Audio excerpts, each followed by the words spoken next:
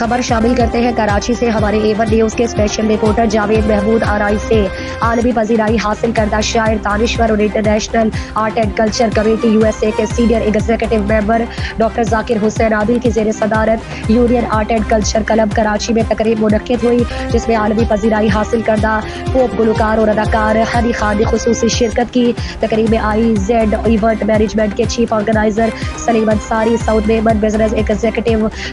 Nausheen Ali, Munir Patel, international art and culture committee USA کے پاکستان میں country نمائندے غلام عباس عابد، معروف اینکر زید اختر، معروف آرٹسٹ سہیل اقبال، بابا شہزاد اور بیوٹی پارلر سے وابستہ بیوٹیشنز میڈم طلت اور دیگر نے بڑی تعداد میں شرکت کی۔ اس موقع پر ڈاکٹر ذاکر حسین عادل نے مختلف شخصیات کو انٹرنیشنل آرٹ اینڈ کلچر کی شیلڈ کا اعزاز دینے کے بعد اعلان کیا کہ آئندہ کراچی میں ہونے والے میگا برائڈل ایونٹ میں بیوٹی پارلر سے وابستہ بیوٹیشنز کو UNHR کے آرٹیکل نمبر 27 سیکشن 1 پر مبنی انٹرنیشنل سرٹیفکیٹ دیا جائے گا، تاکہ وہ عالمی سطح پر بھی اپنے بیوٹی پارلرز کو اور خود کو متعارف کرا سکیں اور ممکنہ فائدے حاصل کر سکیں۔